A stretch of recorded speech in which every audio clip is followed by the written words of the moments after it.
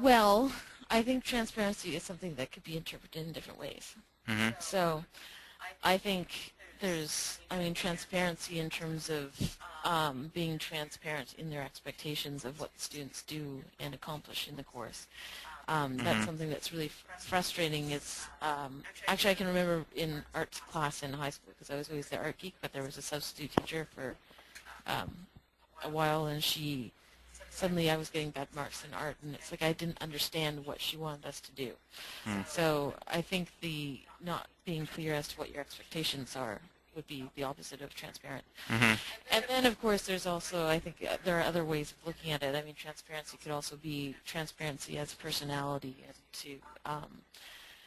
that you're not, that you're being sincere and open and a real person Mm-hmm. in the classroom. Sure. Yeah. I've always thought transparency was like the teachers didn't wear a mask, that there was no fakeness, no pretense, that they were just people, not just teachers, right? So that I think students relate to each other, to the teacher when that sort of teacher-student division is blurred a little bit and the authority is taken away a little bit, so that they relate to each other just as people. The second quality that this activity suggests is that good teachers prize their learners. Did you give prizes to students, Nicole, when you were a teacher? My prize was my attention.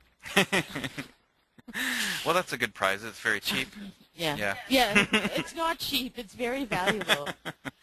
Okay, well, I was one of those teachers that at some point or other did give out little prizes to students for either doing something well or answering a question correctly, like candies and stuff like that. And I mean, I think we all sometimes fall into that habit of buying stuff for our students as a kind of bribe.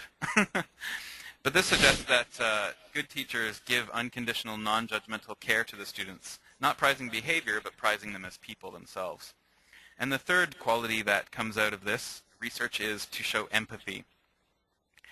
That the good teacher understands and shows that the students are understood, and they understand the world of the student, right? So possibly taking into account the cultures that the students come from, knowing stuff about that, knowing their background, things like that.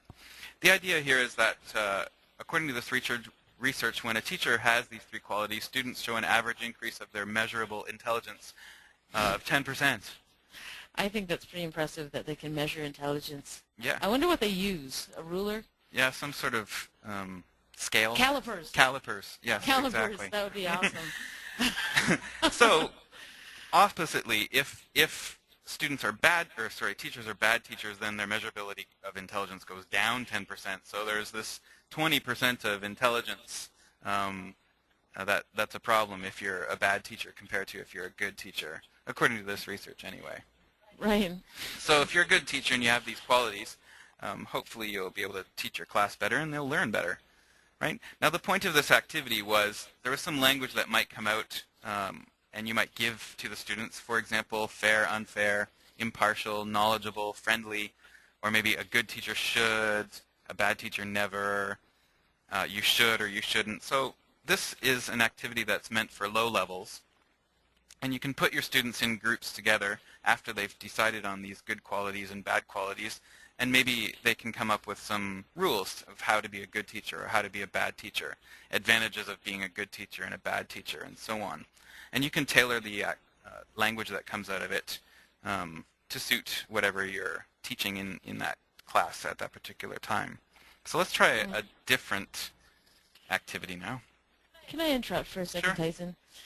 One thing because I did have the good fortune to be able to use this book before I stopped teaching. And because there's a lot of stuff in there that's about, learners learning about how their learning preferences as opposed to not just, teaching preferences. Mm-hmm. And I think,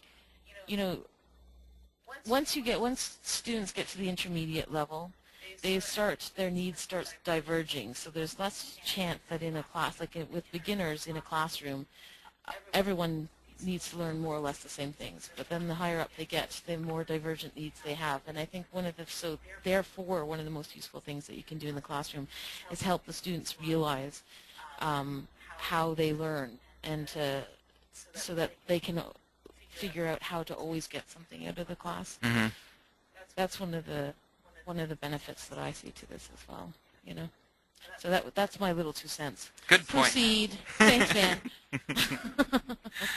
Okay, so we're going to move on to a different kind of activity. This one is activity number 7 from page 18 and 19. And the aim of this one is to get students thinking and talking about their values. So what I've given you here is a little story for you to read. And what I'd like you to do is read the story, and once you've finished reading the story, please raise your hand so that I know you are done reading the story.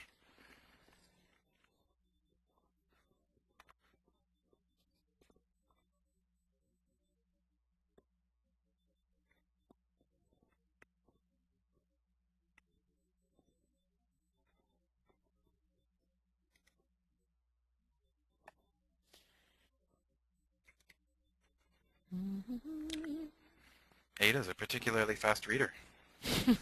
Oh, there's Wendy's finished. For those of you that are done, what I would like you to do is to start to think about who do you think is responsible for this woman's death. A few more people are still reading, so I'll give you a couple more seconds. All right. Okay, it looks as though pretty much everyone's done reading it. So what I'm going to do is, hopefully you have started making some judgments about this woman's death, and I'm going to post a little poll here for you.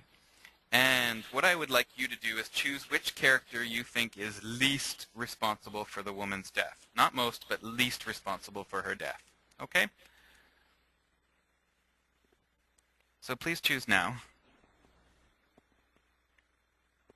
You can only choose one. The one that is the least responsible.